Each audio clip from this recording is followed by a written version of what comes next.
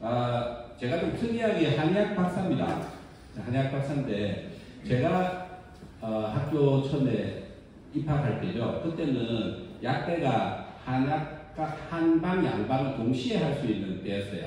그게 아주 장점이었어요. 그래서 의대는 양방만, 한의대는 한방만 할 수 있었는데 제 때는 약대가 양한방을 동시에 할 수 있습니다. 그래서 제가 한방에 대한 이렇게 관심도 많고 거기에 대한 그 열정도 있어서 이렇게 한의학 박사를 또까지 하게 되었고요. 그리고 현재 부산시 약사회장으로 지금 제가 한 7년째 지금 활동하고 있습니다. 지금 현재 일신약국이라고 메리노 병원 앞에 서구에 계신 분들은 가깝습니다. 메리노 병원 앞에 있고요. 제가 국민건강보험공단 전문 강사로 올해 활동을 했고요. 그리고 현재도 지금 그 시민들을 대상으로 의약품 오남용 강의를 하고 있습니다. 지금 요즘은 현안들이 많아서 강의를 조금 많이 하지 못하고 있는데 최대한 우리 임원들하고 그리고 우리 약사회원들이 우리 시민들을 위해서 건강 관리를 하기 위해서 노력하고 있습니다.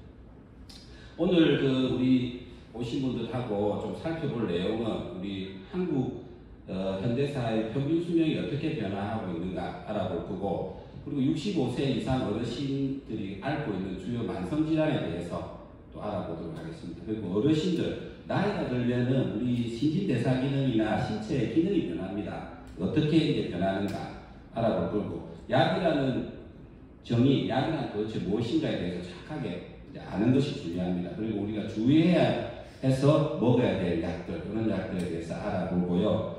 약이 건강을 해칠 수도 있다는 것, 모든 약들에는 부작용이 있다는 것, 거기에 대해서 좀 설명드리고요.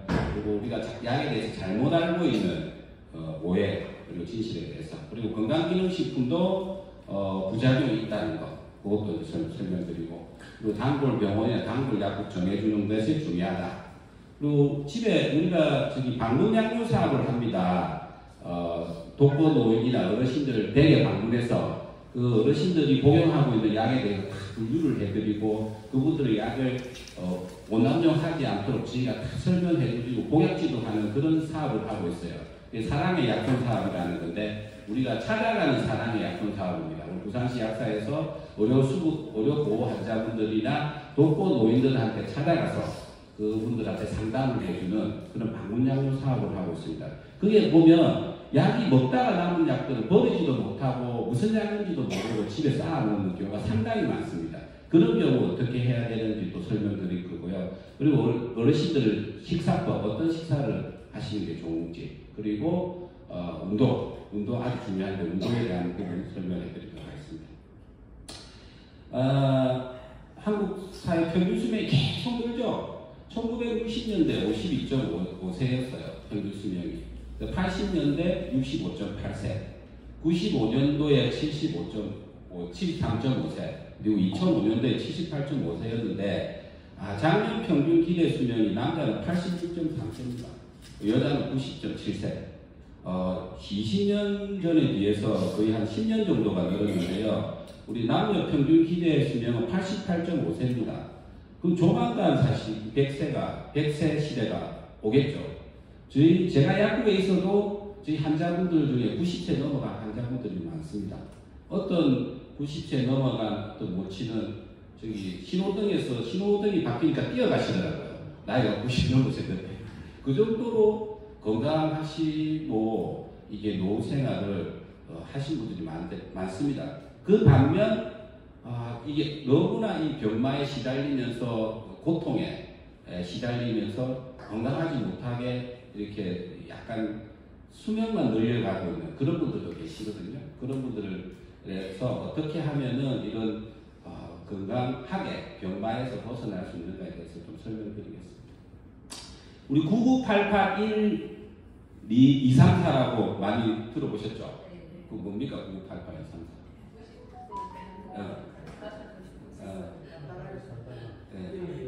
그렇죠. 그게 잘 알아요. 99세까지 팔팔하게 살다가 1, 2일 아프시다가 이제 돌아가신다. 9988-234거든요. 요즘은 9988-121이라고 하는 말인데 혹시 들어보셨습니까? 9988-121, 234가 아니고 121. 네, 맞춰보십시오. 9881이. 일어나면. 네, 비슷합니다. 맞췄습니다. 99세까지 팔팔하게 살다가 1일 아프고 다시 벌떡 일어난다는 말이에요. 9881이. 그만큼 이제 99세도 이제는 너무 99세도 이제 많아질 겁니다. 이제 우리 어르신들이. 그럼 65세 이상 어르신들의 만성질환에 대해서 알아보겠는데요. 어르신들의 거의 90.9%가 한 가지 이상 질병을 가지고 있습니다.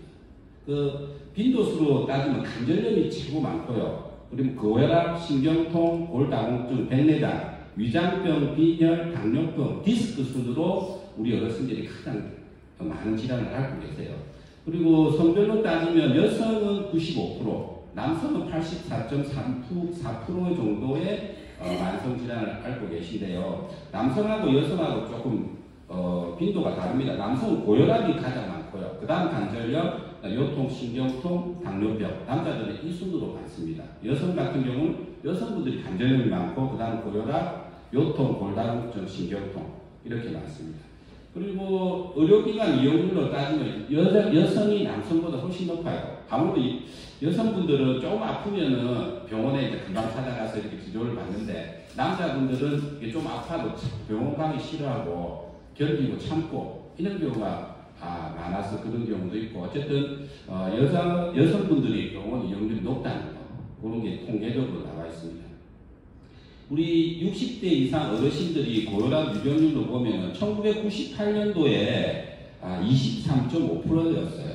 근데 13년도에는 고혈압 유병률이 50%까지 올라옵니다. 이 고혈압 유병률이. 이게 이제 물론 평균 연령이 늘면서 노화 현상으로 이렇게 고혈압이 오시는 분들이 이렇게 늘은 경향도 있습니다. 거의 성인 10명 중 3명은 고혈압 환자예요. 2007년에 비해서 2021년에 거의 2배 가까이 증가합니다.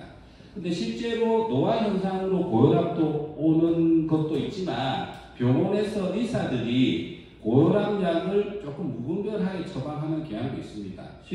실제로 이렇게 환자가 병원에 와서 혈압을 재봤는데 순간 그때 이제 혈압이 높으면 의사가 이제 좀 지켜보면서 예우를 보지 않고 고혈압약을 처방하는 경향도 있어요. 그렇다 보니까 고혈압 환자가 늘게 됩니다.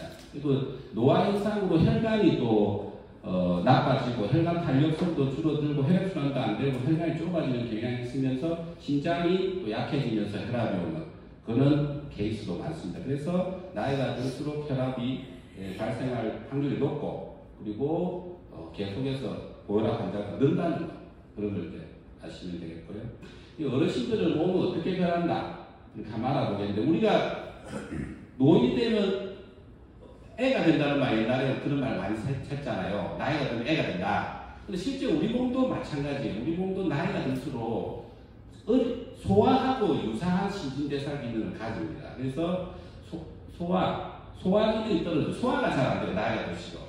우리 어르신들이 젊었을 때 생각하고 보통 젊었을 때하고 같은 식사를 하게 되면은 소화가 안 돼요. 그렇게 되면 소화불량이라든지 여러 가지 독소가 쌓이게 되고 양 흡수가 젊었을 때하고 다릅니다. 양 흡수가 잘 안 되고 효과도 달라집니다. 젊었을 때하고 다시. 그리고 체내 지방이 잘 늘게 되고 우리가 나이살이 든다고 얘기하죠. 나이 들수록 체내 지방이 늘어납니다. 체내에서 지방이 분해되지 않기 때문에 같은 운동을 해도 나이가 드실수록 지방이 분해가 잘 안 돼요. 그렇기 때문에 나이가 들수록 살찌는 사람도 많이 생기고요. 그리고 신체 단백질이 수분량이 작아집니다. 단백질이 절어지기 때문에 근육량이 줄게 돼요. 나이가 들면.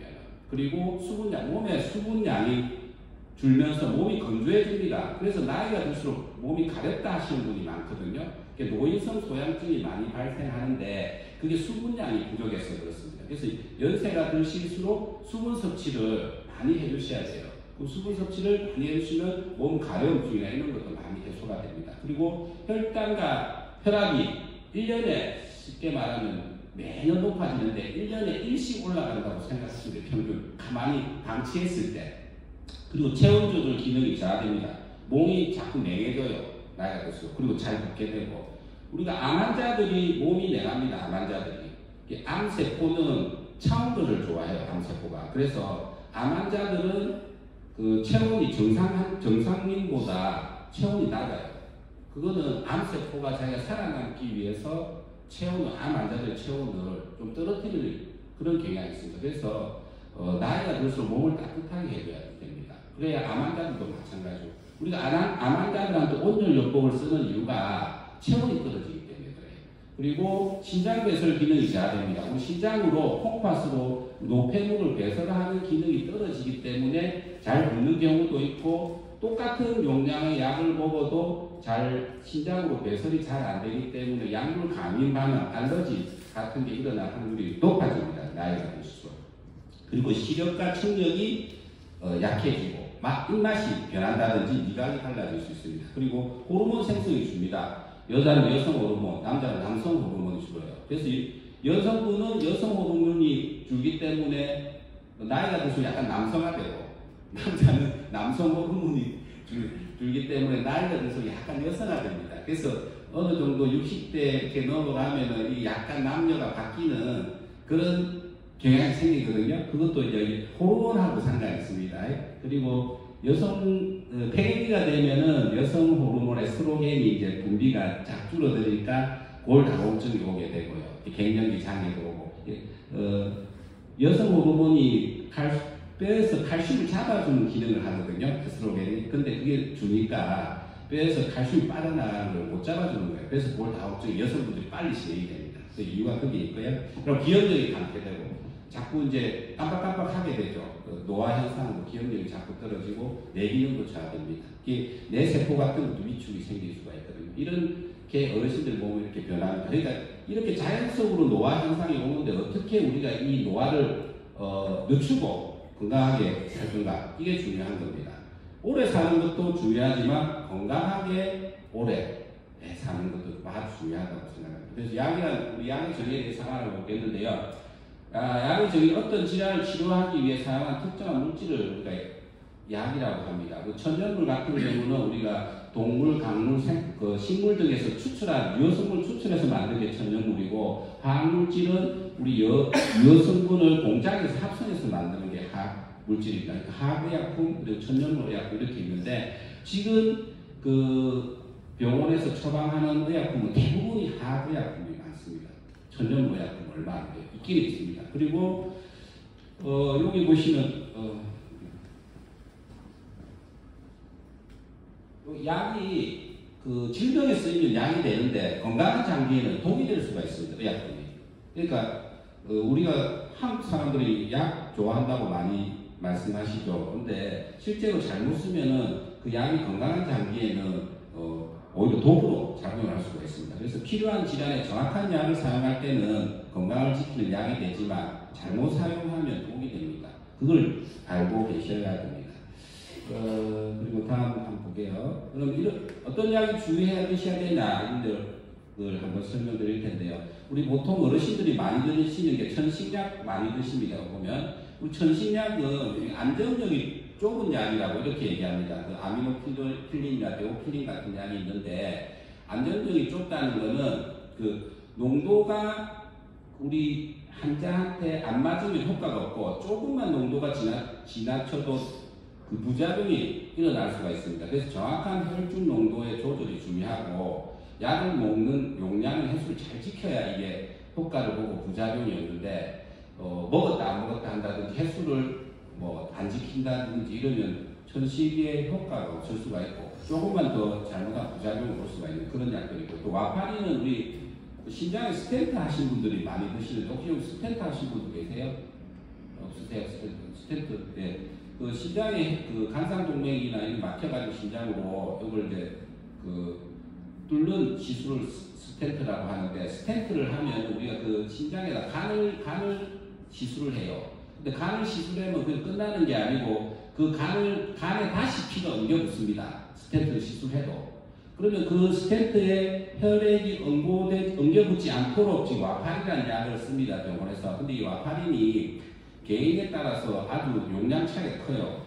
잘못 사용하면 출혈이 생깁니다. 지혈도 안 되고. 이럴 수가 있고, 그리고 적게 사용하면 아까 말씀드린 대로 자기 개인 용량에 안 맞으면 스텐트에 이제 혈액이 옮겨붙는 그런 이제 작용을 할 수 있기 때문에 이것도 정확한 용량으로 개인별에 맞게 써야 되는 겁니다. 그리고 우울증 치료제, 연세가 드시고 이렇게 되면 우울증에 걸리시는 분들이 많거든요. 아무래도 오늘같이 음악이라든지 이런 걸 하시고 활동을 하시는 우울증이 없는데 또 안 그러신 분들도 상당히 많아요. 노인층을 보면. 그런 분들은 우울증이 올 수가 있는데 우울증 치료제가 특징이 처음부터 효과가 잘 안 나타납니다. 한 2주 정도 지나야 꾸준히 복용해야 이제 효과가 나타나기 때문에 그 처음에 효과가 안 나타난다고 바로 이 약 효과 없는 것 같다 끊지 마시고 2주 정도 꾸준히 복용하는 게 중요합니다. 그리고 요즘은 이제 발기부전 치료제도 우리 어르신들이 많이 드세요. 근데 이제 발기부전 치료제 부작용이 있어요. 뭐 두통이라든지 근육통이라든지 시야가 파랗게 된다든가 또 소화가 안 된다든지 안면이 벌겋게 붉어진다든지 이런 약들 이런 부작용이 있는데 처방전을 통해서 구입해도 이런 부작용이 나타날 수가 있어요. 근데 처방전 없이 이제 중국이나 이런 데서 들어온 약들을 구입하시는 경우가 있거든요. 이러면은 용량이 제대로 정확하지 않기 때문에 부작용이 일어날 수 있는 확률이 엄청 높아집니다. 예를 들어서 100ml 들어가 있는데 200ml 들어가 있다든가 이런 경우가 상당히 많아요. 중국에서 이렇게 불법으로 유통되는데. 그래서 이런 분들을 좀 조심하셔야 되고요. 그리고 발기부전 치료제라고 해서 100% 효과가 있는 게 아니고 한 10명 중에 7명 효과 있으면은 의약품으로 시판이 되거든요. 그래서 발기부전 치료제도 30%는 효과가 없는 분들도 있습니다. 이거 아시면 되고요. 그리고 이제 가깝고도 먼 약들, 우리가 약들끼리 서로 상호작용이 있는데 그것들을 우리가 좀 잘 알아야 우리가 약의 효과를 제대로 볼 수 있고 그리고 잘 볼 수가 있습니다. 근데 우리 제산제, 위산을 억제하는 제산제하고 일반 약들을 같이 쓰면은 좀 흡수를 방해할 수 있어요. 특히 무좀약들은 이 제산제하고 같이 쓰는 게 아니에요, 실제로. 근데 의사들이 환자분이 위장이 좀 약하다 그러면은 무좀약하고 제산제를 같이 쓰는 경우가 있거든요. 그럼 무좀약의 흡수를 막아버리기 때문에 제대로 내가 바라는 무좀 치료가 잘 안 될 수가 있습니다. 그래서 만약에 위장이 안 좋다면 이 제산제하고 무좀약의 시간 간격을 가지고 드셔야 되는데 처방을 보통 이 제산제하고 무좀약을 같이 처방하는 경우가 많습니다. 그렇게 되면은 이 효과가 떨어지게 됩니다. 그리고 무좀약이 매일 먹는 무좀약도 있고 일주일에 한 번 먹는 무좀약도 있거든요. 그래서 그럴 때는 위장이 약하신 분들은 시간 간격을 가지고 드셔야 된다. 그리고 소염 진통제와 스테로이드 90PG 호르몬제인데 우리 아스피린하고 같이 복용하게 되면 우리 아스피린 혈전 억제제로 많이 쓰고 있습니다. 아스피린 신장 환자. 근데 소염 진통제하고 아스피린을 같이 쓰게 되면 혈전 억제 효과가 감소되기 때문에 아스피린의 혈전 억제 효과를 제대로 볼 수가 없어요. 그리고 위출혈 가능성이 증가하게 됩니다. 진통제하고 아스피린하고 같이 쓰게 되면. 그리고 우리 바카스 많이 드시잖아요. 바카스 당뇨 환자들한테 바카스가 별로 좋지 않습니다. 당뇨병 약을 드시는 분들 바카스를 잘못 먹게 되면 혈당 상승을 하는 경우가 있어요. 특히 바카스에 들어있는 액상다단하고 니코틴 아마이드 같은 비타민 B3 성분이 혈당을 좀 올릴 수가 있거든요. 그래서 피로회복제로 이렇게 이제 바카스를 드시는 당뇨 환자들은 바카스를 조심해서 드셔야 됩니다. 그래서 우리가 피로회복제를 단순하게 먹는 것도 이 당뇨라든지 혈압에 영향을 줍니다. 특히 바카스에 있는 카페인 같은 경우는 카페인이 한 30mg 정도 들어있는데요. 이게 이제 혈압을 올릴 수가 있습니다. 그러니까 이런 것들은 주의해서 드셔야 되고, 그리고 아스피린하고 당뇨병약. 아스피린이 당뇨병약의 효능을 증가시킬 수가 있거든요. 그래서 저혈당을 유발시킬 수 있습니다. 그러니까 당뇨약이 내가 먹는 용량보다 세지는 거죠. 아스피린하고 당뇨약을 먹으면. 그러면 저혈당이 올 수가 있다는 거. 그래서 갑자기 당뇨약을 먹는데 아스피린을 복용해서 저혈당 증상이 오면 이걸 의심을 해봐야 됩니다. 아스피린. 그리고 종합감기약하고 항알러지약. 종합감기약에도 항알러지약이 들어가 있어요. 콧물약이. 근데 종합감기약하고 내가 피부가 안 좋다든지 해서 항알러지약을 같이 이렇게 복용하면 항히스타민 용량이 높아지면서 막 졸린다든지 깔아진다든지 이런 현상이 생길 수가 있습니다. 그래서 그런 거 주의하셔야 되고, 우리 항생제 중에 시프로바이 항생제라고 있는데 이 항생제하고 철분제하고 같이 복용하게 되면 항생제하고 우리 철분하고 결합을 하게 됩니다. 이러면 항생제 효과가 떨어져요. 그 우리 킬레이트 효과라고 하는데, 이런 경우는 철분제는 항생제하고 시간 간격을 적어도 한두 시간 이상 떨어져서 그렇게 복용을 하셔야 되고, 그리고 소염 진통제하고 항고혈압약을 같이 고혈압약하고 소염 진통제 같이 먹게 되면 혈압이 올라가는 경향이 있어요. 엔세이드, 소염 진통제가 혈관을 수축하는 작용이 있거든요. 그렇게 혈관을 수축하니까 혈압이 올라가게 되는 거죠. 좀 혈관이 좁아지니까. 그리고 나트륨 저류 현상이 있어가지고 자꾸 붓게 만듭니다. 소염 진통제가. 그러므로 해서 혈관에 받는 압력이 증가되면서 혈압이 올라가게 돼요. 정형외과 약, 소염 진통제를 오래 드시는 분인데 혈압약을 같이 드시는 분에 혈압이 안 떨어지는 분이 있어요. 그런 분들은 소염 진통제만 끊기에도 혈압이 잘 잡히는 경우가 많습니다. 그걸 병원에서 안 가르쳐 주거든요. 그러니까 내가 혈압약을 먹는데도 혈압이 안 떨어지는 분들은 내가 소염 진통제를 오랫동안 장복하고 있지 않나, 이걸 살펴보셔야 됩니다. 그렇지 않으면 혈압약을 먹어도 혈압이 잘 안 떨어지게 되고, 그리고 소염 진통제를 오래 먹다 보면 신장이나 간에 부담을 줄 수 있어요. 그러니까 신장 손상의 가능성도 높아지게 됩니다. 그래서 소염 진통제를 오랫동안 단기적으로 잠시 드시는 거는 크게 무리가 없는 경우가 많지만, 장기적으로 관절이 안 좋다든지 류마티스가 있다든지 이런 대인성 관절 때문에 진통제를 오래 드시는 분은 이걸 감안해야 됩니다. 그리고 신경안정제하고 시메티딘 위장약을 같이 복용하게 되면 안정제의 효능이 강화돼가지고 더 깔아준다든지 더 돌린다든지 할 수가 있습니다. 시메티딘이 뭐냐면 이제 위염이나 여기에 쓰는 그 위장약인데요. 이게 그 신경안정제, 알프란 같은 신경안정제 분해를 억제해가지고 혈중 농도를 높입니다. 그래서 내가 0.25ml를 먹었는데 시메티딘하고 같이 먹으면 그게 혈중에 계속 오래 남아있어가지고 한 0.5ml 먹은 그런 작용을 하게 되는 거죠. 그래서 이런 것도 더 주의해야 된다는 거예요. 병원에서 이런 게 의사들이 잘 모르는 경우가 있거든요. 그런데 처방이 나오는 경우도 많습니다. 그리고 우리가 음식하고 또 약을 주의해야 될 음식이 있는데, 감기약 소화제하고 우유하고 같이 먹게 되면 우유에 있는 칼슘 성분 때문에 약물 흡수가 저하됩니다. 그래서 우리가 약 먹을 때 물하고 먹으라고 얘기하잖아요. 우유하고 이렇게 약을 드시면 특히 안 돼요. 우유에 있는 미네랄, 칼슘 성분이 감기 소화제 약물 흡수를 억제합니다. 근데 어떤 약들은 물 말고 오렌지 주스하고 먹으면 더 흡수가 잘 되는 약도 있어요. 그 약의 특징이 있는데 일반적으로는 물하고 약을 드셔야 된다. 우유라든지 다른 음료수하고 드시는 건 좋지 않습니다. 그리고 철분제하고 녹차 같이 먹으면 안 됩니다. 녹차 성분에 있는 탄닌 성분이 철분제하고 결합해가지고 탄닌 처리되거든요. 탄닌 처리되면 흡수가 되지 않고 소변으로 바로 배설이 돼요. 그러면 우리가 철분제를 먹으면 효과가 없습니다. 빈혈 때문에 철분제를 먹는 환자분들이 많은데 녹차하고 먹게 되면은 이게 철분의 흡수가 안 되기 때문에 빈혈 치료에 효과를 볼 수가 없어요. 그래서 이런 경우는 녹차라든지 적어도 한두 시간 간격을 가지고 드셔야 된다. 그리고 제산제하고 과일주스, 탄산음료, 과일주스하고 탄산음료 자체가 산도가 높은 음료인데 이렇게 되면 위에 산성이 높아집니다. 그러면 위장이 나빠서 위산이 많아서 제산제를 먹어도 효과가 떨어지는 현상, 그런 현상이 생기고요. 그리고 고혈압 치료제하고 고지혈증 치료하고 자몽주스. 자몽주스는 우리나라 열대 과일이라서 우리나라 과일이 아니기 때문에 우리나라 사람들은 잘 안 먹어요, 사실 자몽주스를. 미국 사람들이 자몽주스를 많이 먹거든요. 근데 지금 마트나 이런 데 가면 자몽주스가 옛날보다 많이 판매가 됩니다. 그래서 별 생각 없이 자몽주스를 드시는 경우가 발생을 하는데요. 특히 고혈압 환자, 고지혈증 환자는 자몽주스를 절대 드시면 안 돼요. 부작용이 심각해질 수 있습니다.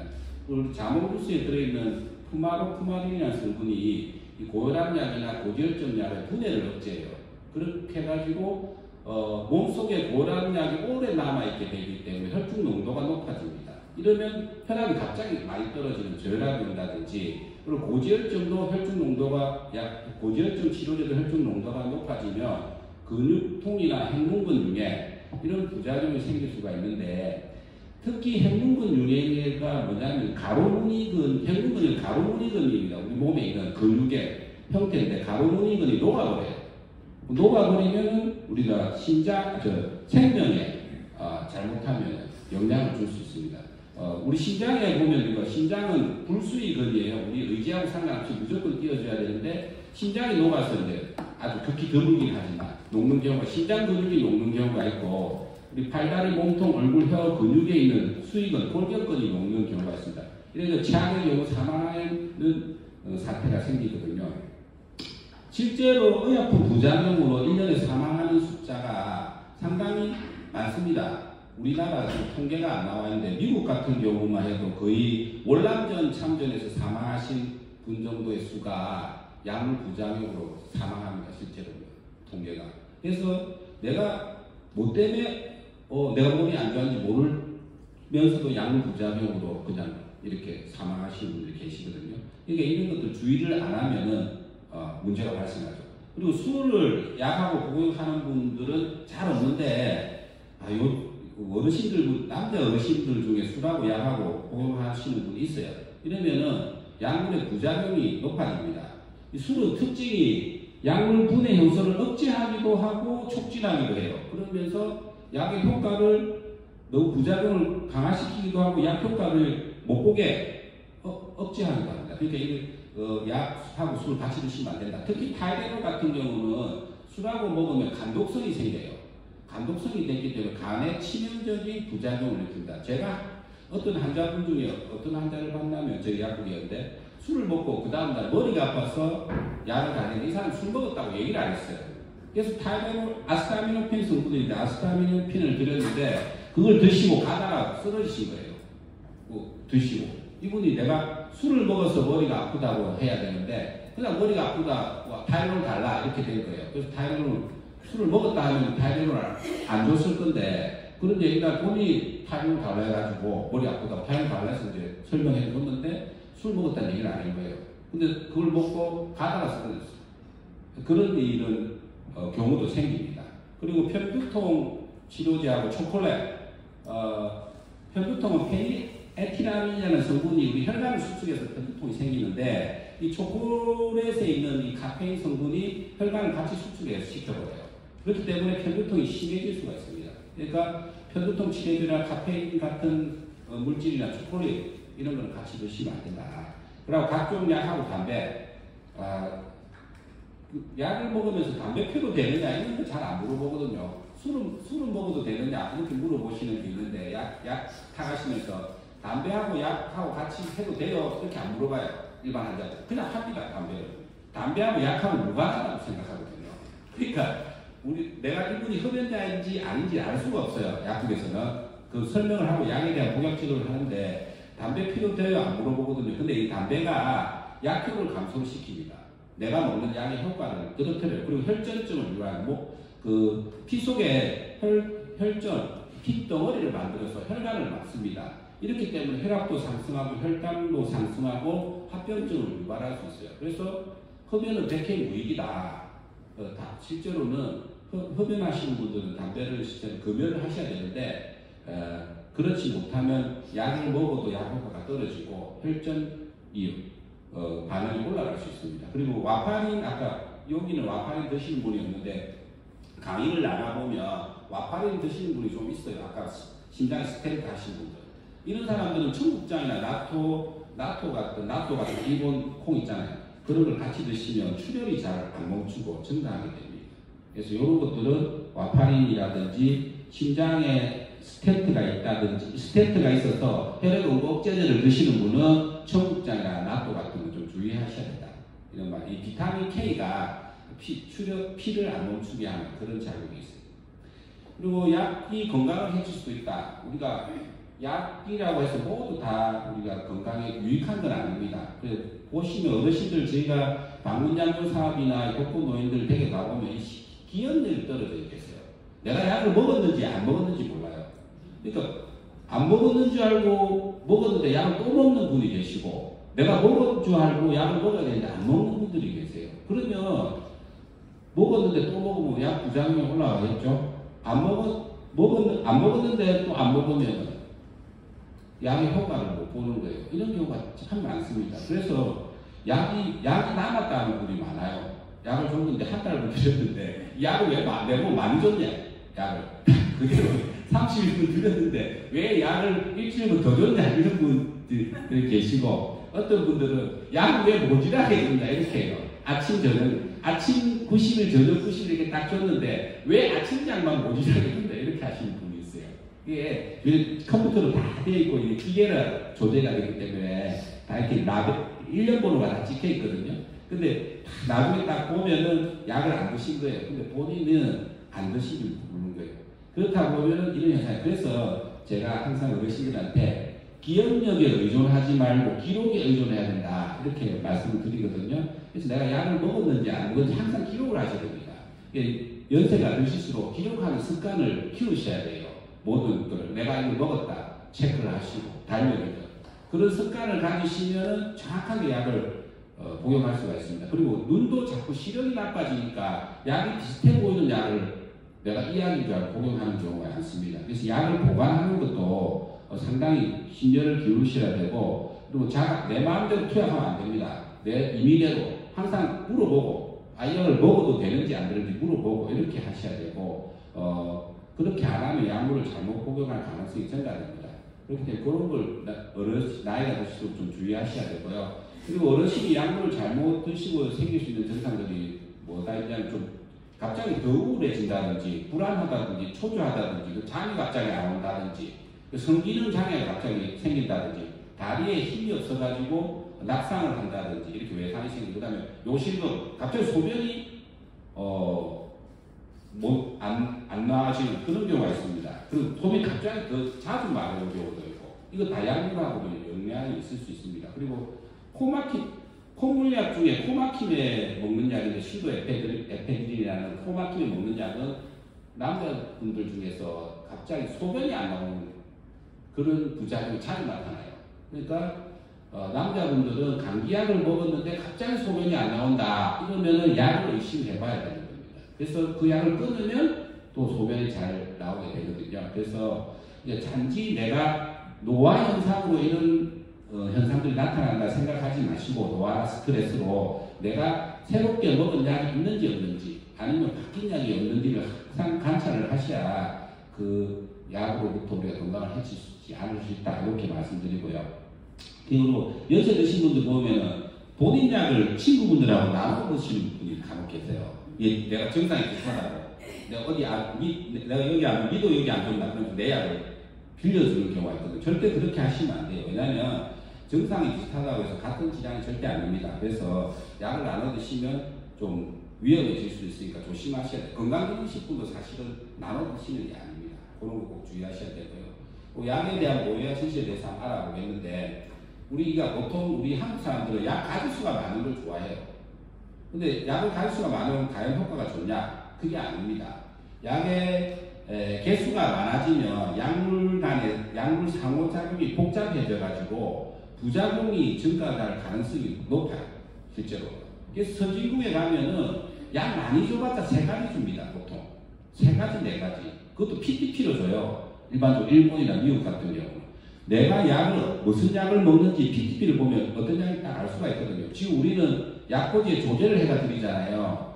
우리 메리논 병원 앞에 뭐 이렇게 종합병원 가보면 약이 한 바닥이 한 바닥, 어떤 병원 2바닥 나오거든요. 약이 많이. 이렇게 약물이 많아지면은 이 복잡해져가지고 약물 상호작용이 부작용 가능성이 사실 높아집니다. 근데 어쩔 수 없이 이제 약을 복용하는 사람들도 있죠. 그러니까 그런 약이 많다고 꼭 좋은 걸 아니까 약에 대한 욕심은 어떨 때 좀 내려놓는 게 중요하다. 이랬고요. 약만 잘 먹으면 병이 낫는다. 뭐 약을 정확하게 복용하는 건 중요한데 약에 너무 의존하는 것도 안 좋을 때가 있습니다. 그래서 식생활을 개선하고 적절한 운동을 병행해야만 합병증이 예방돼. 우리 당뇨나 혈압은 우리 생활습관병이라고 얘기해요. 생활습관. 내가 생활을 습관에서 잘못된 생활습관을 가짐으로써 오는 병들이 혈압, 당뇨입니다. 생활습관. 그래서 식생활도 개선하고 적절한 운동을 병행하면 합병증도 예방되고 오래오래 건강할 수가 있고요. 그리고 고혈압약을 평생 먹으라고 보통 얘기하는 경우가 많잖아요. 병원에서. 그렇게 알고 있는 환자분도 많습니다. 근데 왜 고혈압약이 고혈압을 치료하는 약이면 평생 먹으라고 얘기 안 하겠죠? 치료될 때까지 먹으라고 하지 왜 평생 먹으라고 할까요? 약은 고혈압을 치료하는 약이 아니에요, 사실은. 순간 혈압을 떨어뜨려주는 약이지. 그러니까 평생 먹으라고 하는 거예요. 그래서 고혈압약으로 평생 먹어야 되느냐? 우리 금연이나 금주, 그리고 정제염 같은 거, 우리가 인공 정제염 분을 섭취를 감소한다든지 유산소 운동을 하면 혈압이 잘 조절되면 약물을 줄일 수가 있습니다, 실제로. 줄일 수가 있고 끊는 사람도 있어요, 혈압약을. 근데 중요한 거는 오랫동안 혈압약을 복용하신 분들은 내 몸이 혈압약에 좀 적응이 되어 있거든요. 그래서 혈압약에 의해서 혈압이 조절되다 보니까 혈관 탄력성이 상당히 줄어들어 있습니다. 그래서 임의로 혈압약을 끊으면 혈관이 좀 터지기가 쉬워요. 그래서 차츰차츰 만약에 내가 생활 관리를 잘하고 혈압이 조절이 잘 된다면 차츰차츰 줄여나가는 그런 형태를 해야 되지 순간 함부로 끊으시면 안 된다 이런 말씀 드리고요. 약이 우리가 보통 식후 복용하는 약이 많은데 약을 꼭 식후에 복용해야 되냐? 그건 아니고 당뇨약 같은 경우는 식전에 복용해야 효과가 좋은 게 있고 효과가 식후 바로 먹어야 효과가 좋은 게 있습니다. 그리고 식후 30분 내 먹는 거는 보통 위장 장애를 막기 위해서 진통제 같은 경우는 그렇게 보통 복용하는 경우가 많고요. 약에 따라 복용하는 용법이 다 다릅니다. 식전, 식후 바로, 식후 30분, 식후 1시간, 식전 1시간 이게 다양해요 실제로. 근데 일반적으로 의사들이 무조건 식후 30분으로 처방을 전에 적어주는 경우가 많습니다. 그래서 약국에서 그걸 좀 설명해주는 약사님들도 많이 계신데 그걸 일일이 설명하기 사실 힘들어요. 병원에서 식후 30분을 냈는데 저희가 그거를 다 일일이 설명하기 어려운 경우가 많습니다. 그래서 약품은 용법을 사실은 정확하게 지키는 게 약 효과에서 최고 좋습니다. 그런데 연세가 드시면은 이게 식전 먹고 식후 먹고 이게 잘 안 돼요. 환자로 보면. 그런 경우는 약이 너무 많은 경우는 사실 복약 순응도가 떨어지기 때문에 그런 경우는 이제 상담을 해서 좀 최대한 같이 복용할 수 있게끔 이렇게 상담을 해드리고 있습니다. 그 다음에 이제 우리가 건강기능식품도 아까 말씀드린 대로 부작용이 있을 수가 있어요. 그래서 건강기능식품을 충분히 그 성분이나 그 효능에 대해서 이해를 하고 섭취하셔야 됩니다. 그래서 갑자기 뭐 빠른 효과를 빨리 보고 싶어서 섭취량 이상으로 섭취한다든가 이러면은 건강기능식품도 사실 부작용이 나타날 수 있습니다. 근데 이제 그 환자의 상태나 병에 따라서 초기 용량을 좀 높이는 경우도 있어요. 초기 용량을 좀 높이며 서서히 상태 봐서 이제 줄이는 그런 경우도 있고 그런 경우도 약사님들하고 상담해서 용법을 결정하시면 되고요. 그리고 질환에 직접적으로 영향을 주는 경우도 있습니다. 우리 관절에 옛날 글루코사민 많이 드셨잖아요. 글루코사민 같은 경우는 당 대사에 영향을 줘가지고 혈당을 올릴 수가 있습니다. 그래서 내가 관절 때문에 글루코사민을 먹었는데 갑자기 혈당이 오르는 분들이 계세요. 그런 경우는 이제 글루코사민을 의심해 봐야 됩니다. 그리고 신장내과에서 아스피린, 혈전 억제 용도로 아스피린을 복용하시는 분이 있는데 이런 분들은 혈액순환제, 예를 들어서 뭐 은행잎이라든지 혈액순환제를 같이 먹게 되면은 아까 출혈이 잘 안 멈추게 되는 그런 또 부작용이 있을 수가 있습니다. 그런 경우 이제 약사님하고 충분한 상담을 해서 약을 조절할 수 있도록 그렇게 하시면 되고요. 우리가 어르신들이 약물 복용 성공을 한 7가지 습관을 가지시는 게 좋은데 맨 처음에 약 이름에 대해서 알고 있어야 돼요. 본인이 무슨 약을 복용하는지 모르시는 분들이 상당히 많아요. 그래서 내가 어떤 약을 복용한다. 그리고 약을 얼마만큼 언제까지 어떻게 먹어야 되는가 여기에 대해서 알고 계셔야 되고 이 약을 먹었을 때 어떤 효과가 있는가에 대해서도 아셔야 되고요. 그리고 다른 제가 약을 많이 드시는 분은 이 약이 그 다른 약과 뭐 어떤 상호작용이 있는지 없는지, 그리고 음식하고는 어떤 상호작용을 일으키는지, 이 약을 먹을 때는 어떤 음식을 주의해야 되는지 이런 걸 알고 계셔야 되고 약 보관도 상당히 잘 하셔야 됩니다. 요즘 날씨가 또 올해 날씨가 좀 많이 더웠지 않습니까?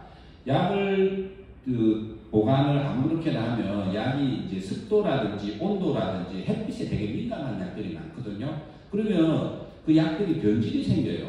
육안으로는 잘 모르지만 안에서 변질이 생길 수가 있습니다. 특히 우리나라 같은 경우 약을 포에 찍어서 나가잖아요. 그러니까 오히려 습도나 온도, 햇빛, 공기에 더 민감한 반응을 합니다. 선진국처럼 PTP라든지 이렇게 나가면 PTP 자체에서 약을 보호하는 작용이 있는데 조제를 해서 나가면 특히 장기 며칠 복용하는 건 상관없는데 6개월, 3개월 이렇게 복용하시는 분들은 약 보관을 특히 신경 쓰셔야 돼요. 그리고 좀 서늘하고 그늘진 데 보관하시는 게 좋습니다. 그리고 이 내가 먹는 약이 어떤 부작용을 일으키는가 그런 걸 알고 계시는 게 좋습니다. 그런 현상이 나타나면 바로 이제 상담해서 약을 중단한다든지 이런 게 필요하고요. 그리고 이상 증세가 나타나면 어떻게 이제 대처를 해야 되냐 이런 걸 알고 계시면 좋습니다. 이렇게 하려면 단골 약국이 있어야겠죠. 그죠? 단골 약국이 없이 자기가 혼자서 판단할 수 없잖아요. 그래서 단골 약국을 하나 정해주시고 꾸준히 관리하는 게 좋습니다. 만성 질환은 사실 완치보다는 지속적인 치료와 식습관 개선, 일상생활 관리를 하는 게 더 중요하거든요. 당뇨 환자들은 혈당만 잘 관리하면은 오히려 정상적인 사람보다 더 오래 살 수 있어요, 건강하게, 실제로는. 근데 혈당 관리가 안 되기 때문에 합병증이 유발되는 거죠, 실제로. 그래서 실제로 당뇨 환자들은 혈당이 아무리 높아도 200을 넘어가면 안 됩니다. 200만 넘어가면 일단 합병증이 몸에 진행된다고 생각하셔야 돼요. 그래서 혈당 관리를 잘 하셔야 되고, 특히 당화혈색소, 요즘 당화혈색소 관리를 잘 하셔야 되는데, 당화혈색소가 6 정도를 유지해야 되는데 8, 9 이렇게 되면 내가 혈당 관리를 잘 못한 거예요. 저희 3개월 안에, 3개월 근처에서. 그러니까 당화혈색소 관리를 잘 하기 위해서는 내가 생활 습관이나 식습관, 일상생활 관리를 잘 하셔야 됩니다. 지속적인 관리. 이게 필요하고, 그리고 가지고 있는 질환이 많거나 만성적이다. 내가 질환도 많고 너무 오래됐다. 이러면은 사실은 그 질환만 치료하기 위해서 병원에서 처방받아서 드시는 것도 중요하지만 내가 종합적인 우리 신진대사 전체적인 몸 관리가 사실 필요해요. 그래서 내가 우리 몸의 어떤 신진대사 기능이라든가 이걸 개선시키기 위해서 우리 상담을 받는 게 그것도 아주 중요합니다. 종합적인 건강관리가 필요하기 때문에 이런 것도 우리 단골 약국에서 상담받으시는 것도 좋습니다. 그리고 제가 어떤 경험을 봤냐면은 아까 제가 방문양료 사업하면 집에 방문한다고 했잖아요. 약을 엄청나게 갖고 계신 거예요. 그래서 내가 지금 현재 이분이 몸이 안 좋아. 여기도 아프고 저기도 아프고 이런데 가봐보니까 여기 안 좋으면 여기 병원 가서 또 처방받고 또 여기 안 좋으면 저 가서 또 처방받고 이렇게 하고 있는 거예요. 그래서 가보니까 이 증상을 듣고 보니까 이 약물 부작용 같은데 이분은 약물 부작용인지 모르고 어디가 아파서 그런 현상이 생기는 줄 알고 그것 때문에 또 처방을 받는 거예요.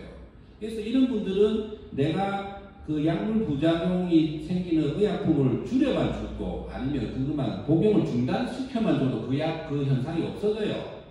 그런데 내가 새로운 질환인 줄 알고 처방받고 또 약을 복용하시는 거예요. 그 약물이 자꾸 늘면서 부작용이 더 증가하게 되죠. 그래서 내가 그 환자분한테 이 약을 끊으시라. 그러니까 그 증상이 없어졌어요. 그런 경우도 있습니다. 그래서 이는 무분별하게 약을 이제 복용하는 것도 좀 삼가하셔야 된다. 그래서 우리가 평생 책임 있게 건강을 돌봐줄 수 있는 단골 약국가 있는 병원들이 중요하다 이런 말씀드리겠습니다. 먹다 남은 사실은 먹다 남은 아까워서 못 버리는 분들이 많더라고요. 보니까 무슨 약인지도 몰라서 집에 쌓아놓고 있고. 그래서 이게 유효기간 지난 거는 다 폐기하시면 되는데 약국에 가져와서 폐기하시면 돼요. 왜냐면 그냥 폐기하면 이게 환경오염이 되거든요. 환경오염이 되는데 우리가 서울 한강에서 선착장에서 우리가 강물 검출을 해보니까 항생제가 엄청나게 검출이 많이 돼요.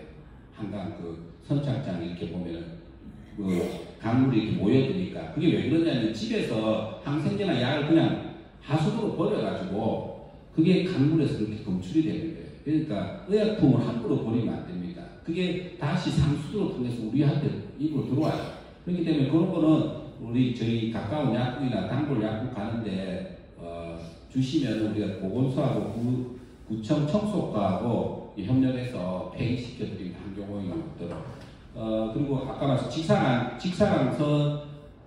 직사광선을 피하고 서늘하고 건조한 곳에 약 보관해야 된다. 그리고 구입한 약물은 용도나 유효기간 적어서 보관해야 돼요.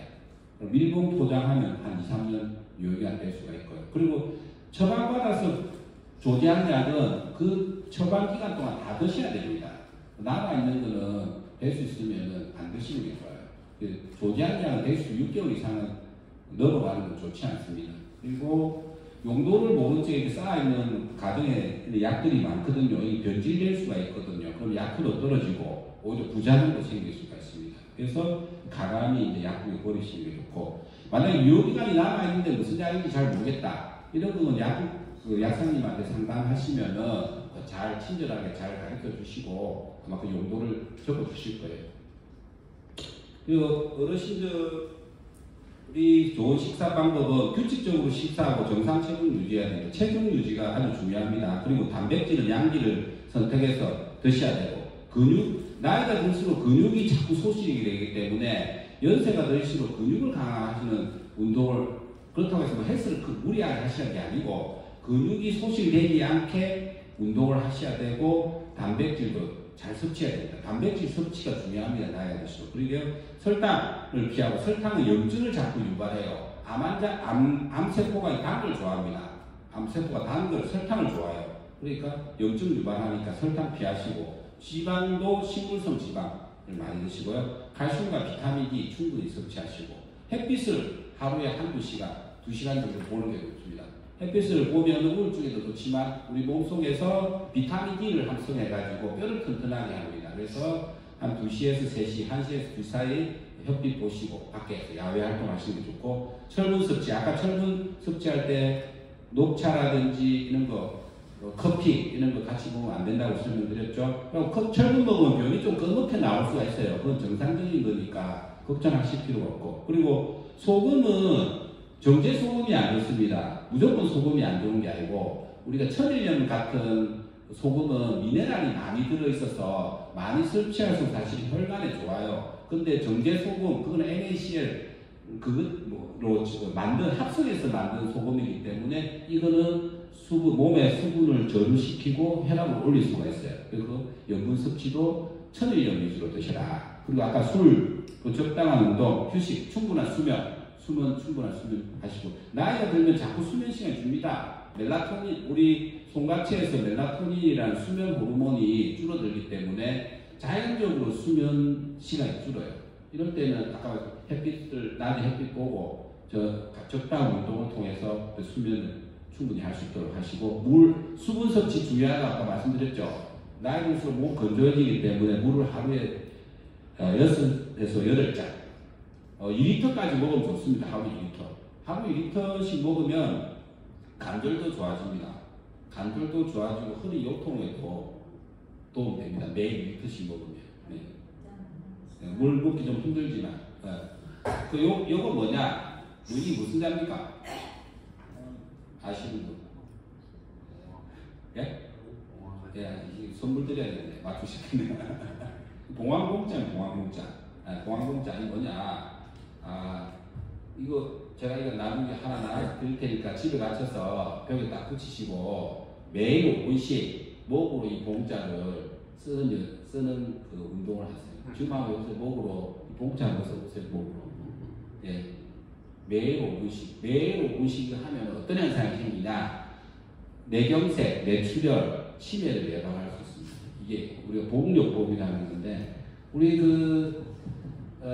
선배님들이나 우리 어르신들이 사실 우리나라가 옛날 6.25를 거치면서, 일제시대 6.25를 거치면서 상당히 훌륭한 시대를 많이 거쳤잖아요. 근데 우리 어르신들하고 우리 선배님들께서 그 어려운 시절에 많이 노력하셔가지고 지금 우리나라가 지금 세계 메디안에 드는 선진국 강대국이 되었습니다.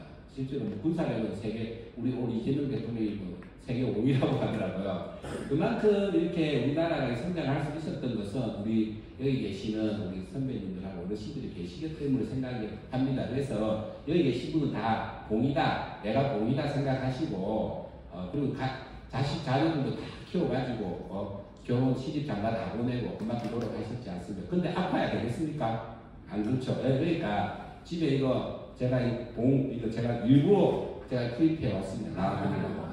집에 가셔가지고 냉장고에 붙여놓고 하루에 매일 5분씩 하시면은 우리 어깨 쪽에 견전염이라고 간경감이 지납니다. 어깨에. 간이 안 좋은 사람 어깨가 굳어요. 스트레스 받고 간 나쁜 사람 어깨가 딱 굳게 되어 있습니다. 어깨가 굳으면 어떤 현상이 생기냐면은 심장에서 피가 머리로 잘 못 가요. 우리가 심장에서 간상동맥에서 목에 있는 경동맥을 통해서 심장에서 뿜어내는 혈액이 머리로 가야 되는데 어깨에 있는 견정혈에 있는 간경락이 막고 있으면 제대로 내 세포까지 못 갑니다. 그래서 뇌혈류 속도가 떨어져요. 그런 분들은. 그러면 어떻게 되겠어요? 뇌경색이나 뇌출혈 잘 오겠죠. 그 치매도 잘 오겠죠. 그러니까 어깨를 항상 풀어줘야 되는데 이거를 매일 5분에 10분씩 하면 어깨가 풀리고 뇌혈류가 좋아집니다. 그래서 이거 하시고. 그리고 옛날에 우리 마당패들이 상모돌리기라고 했잖아요. 상모돌리기. 이거 상모돌리기 매일 5분에 10분씩 하시면 상모돌리기 하면 똑같은 효과가 납니다. 그래서 이거는 제가 오늘 오신 분한테 선물로 드리려고 제가 준비했습니다. 우리 사원 우리 요거 하나씩 나눠드려요. 제가 이 특별 준비 집에 가서 찾아보고 쓰라면 안 쓰시더라고요. 그래서 내가 오늘 특별 준비했습니다. 하나씩 나눠드릴게요. 그리고 이제 운동 중요합니다. 우리가 근육이 모든 우리가 나이가 들수록 중요한 근육입니다. 근육. 우리가 뼈도 중요하고 다 중요하지만 근육이 최고 중요한 이유가 뭐냐면 뼈를 지지하고 있는 게 근육이에요. 뼈를 지지하고 지탱하고 있는 게 근육인데 근육이 약해지면 뼈도 약해지고 다 약해집니다. 그래서 근육이 가장 중요한데 우리 일본에 이치로라는 그 외과 의사가 있어요. 이치로라는 외과 의사가 그 연골 수술을 5,000번 이상 한 유명한 의사인데 자기는 밥 먹는 것보다 연골 수술하는 게 더 좋다고 하는 사람이 있거든요. 근데 통계상 그 연골이 100% 닳아가지고 완전히 없어져도 46%는 전혀 통증이 없대요. 그러니까 그런 새로 관절염을 수술할 필요가 없는 환자들은 우리나라 의사들이 수술을 엄청나게 하고 있다고 생각하시면 됩니다. 실제로. 여러 가지 이유가 있겠죠. 그 이유가 수익적인 것도 있고 실제로 요건 실비보험이 너무 잘 돼 있다 보니까 보험회사에서 내가 실비보험을 쓰니까 수술해야 된다. 수술해야 보험 금액을 돌려받을 수 있다. 이런 그런 분들도 계시더라고요. 근데 그게 수술을 한다고 해서 내가 수술하기 전 단위로 돌아가지 않습니다. 절대로. 통증은 그대로예요. 수술해도. 관절 수술해도 통증은 있고 진통제는 계속 먹어야 되는 케이스가 많습니다. 물론 좋아지는 분도 있죠. 근데 안 좋아지는 분도 상당히 많아요. 근데 관절염의 대부분이 원인이 근육 때문입니다. 관절염의 원인. 그래서 이 한발쓰기 운동은 뭐냐면 관절염이 오시는 분들한테 한발쓰기 운동을 추천하거든요. 이거 꾸준히 6개월 1년만 해도 내 관절 통증이 없어져요. 어떻게 하느냐면 따라 해보실래요? 한발쓰기 일어서가지고 일어서 보세요. 오셨으니까. 저는 혈액순환 한발쓰기 혈액순환도 개선해주고 균형 감각도 향상해주고 척추 다리 근력 강화 내기능 활성화시켜줍니다. 요 발을 들고 이렇게 이제 양팔을 벌리세요. 그리고 한 팔을 이렇게 돌려가지고 원래 좀 젊은 사람은 30초 정도 서 계시면 좋은데 나이 드신 분은 10초 그리고 내리고 10초에 또 내리고 다시 반대발 이거를 10초에 15초 제대로 못 하시잖아요. 10초에 15초 그걸 번갈아 가면서 또 반대발 이거를 한 번에 15번 정도가 한 세트입니다. 한 세트를 한 15세트에서 20세트 하루에 하시면 돼요. 이거를 매일 꾸준히 해주시면 관절이 좋아집니다. 1년 하신 분 중에 이거 제대로 걷지를 못하신 분도 요거 1년 하셔가지고 지금 건강하게 수술 없이 생활하시고 있어요. 요거 집에서 하시면 도움 되실 겁니다. 그만큼 이 한발쓰기 운동이 도움이 많이 됩니다. 그러니까 안 하다가 하면은 이게 잘 안 돼요. 또 눈 감고 하면은 눈 감고 하면 되는데 눈 감고 하면 더 오래 못 서 있어요. 눈 감고, 예, 어르신들은 눈 감고 하지 마시고요. 젊으시기 하시고. 그러니까 차츰차츰 원래는 30초 정도 하면 좋은데 한 15초 정도 하시면 돼요. 그래서 이제 다 돼갑니다. 어르신들이 하면 좋은 운동. 제가 목 운동 아까 말씀드렸죠. 어깨에 목이 굽는다고. 나이 들어서 목 굽습니다. 목 운동 하셔야 돼요. 턱을 뒤쪽으로 미는 거. 그리고 이번은 목 운동. 목 당겨 양쪽 어깨 보기 이렇게 하는 운동. 그리고 이게 목은 관절이 아니에요. 경추지. 목 돌리는 거 별로 안 좋습니다. 목을 뚝뚝 소리 나죠. 돌리면 이 경추에 무리를 줘요. 그러니까 목 운동은 앞뒤 좌우 스트레칭 하듯이 앞뒤 좌우 이렇게 해야 돼요. 그거 하는 연습에 목 돌린다고 시원한다고 돌리면 안 됩니다. 목은. 그리고 이제 무릎 운동. 지금 이게 이제 퇴행성 관절이나 이런 거 있으신 분들은 이 발끝을 의자에 앉으셔가지고 발끝을 내 몸 쪽으로 해가지고 이렇게 쭉 당겨주는 이거를 한 30초씩 번갈아 가서 하시면 되고요. 발목 운동 마찬가지고. 무릎 안 좋으신 분들은 대부분이 발목이 안 좋습니다. 발목을 유연하게 하셔야 돼요. 발목 강화 운동 하셔야 돼요. 그리고 어깨 운동, 으쓱으쓱 하는 거, 위아래로 으쓱으쓱. 그리고 어깨 운동, 똑바로 서 어깨 돌리는 운동, 이거 하시면 좋고요. 그리고 발가락 운동, 발가락 꼼지락꼼지락 하는 거, 이것도 균형을 유지하는 게 좋고요. 손가락 운동은 치매라든지 뇌 기능을 좋게 합니다. 손가락 운동 이렇게 번갈아가면서 하는 거, 손가락 운동. 그리고 다리 누워가지고 다리 옆으로 눕히기. 예. 그 다리가 아프다고 운동을 안 하시는 분들이 계시거든요. 걷기가 안 되면 집에 누우셔가지고 스트레칭, 체조를 하시면 됩니다. 그리고 새우등 만들기 하면은 이게 허리라든지 이런 부분이 좋아지고요. 그리고 주무시기 전에 누워서 팔다리 쭉 뻗기. 이게 불빛이 안 들어오고. 팔다리 쭉 뻗기. 누워서 팔다리 쭉 뻗기. 요거. 그 다음에 발끝으로 잡아당기기. 발끝을 위로 내 몸 쪽으로 잡아당기기를 하면은 그 다리 쪽 근육이 강화됩니다. 그리고 무릎 굽혀서 허벅지 가슴인데 이거는 골반을 우리가 나이가 들수록 골반이 틀어져요. 나이가 들면 골반이 틀어지게 되시면 자연스러워 누구나. 예, 그 골반 틀어진 걸 바로 잡아야 돼요. 그리고 아랫배 힘주는 거. 아랫배 힘주고 장도 좋게 하면 복직근이 튼튼해야 요통이 없습니다. 우리가 허리를 지지하는 거는 복직근하고 척추인데요. 배가 나오면은 척추로만 허리를 지탱해야 돼요. 그러면 이제 디스크라든지 이제 요통이 잘 오게 됩니다. 그래서 복직근 강화 운동 하십니다.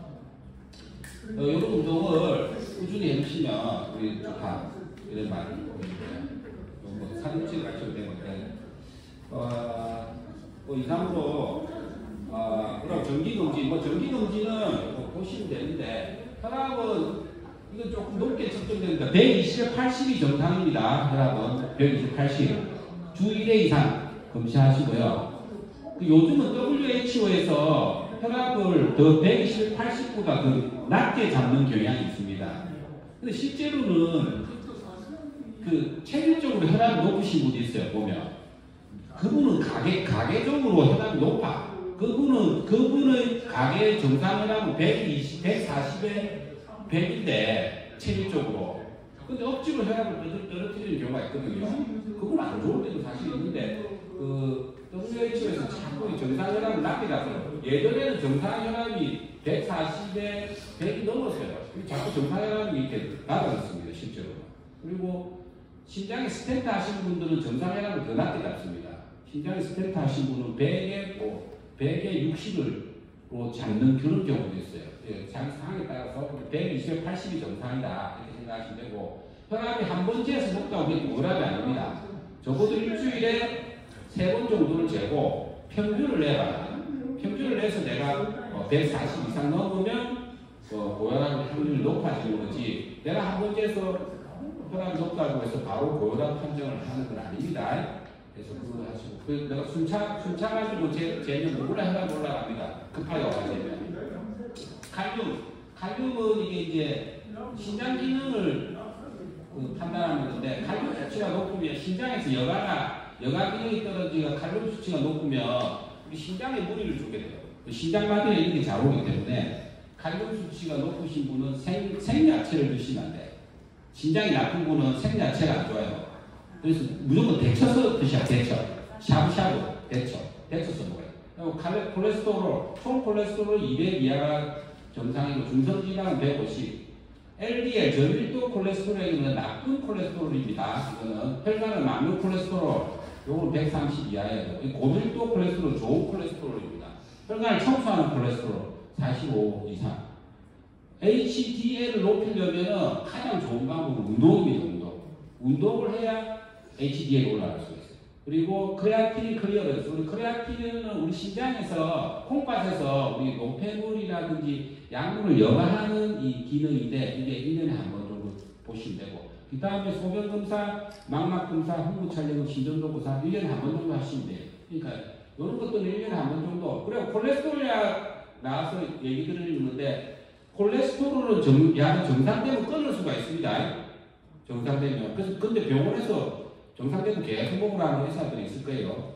근데 콜레스테롤은 정상되면 끊을 수 있어요. 근데 끊어서 또 다시 오면 다시 복용하면 됩니다. 근데 의사들이 그냥 드세요. 예방 차원에서. 그렇게 하는 경우는 그냥 의사 선생님한테 제가 조금 쉬었다 먹겠습니다.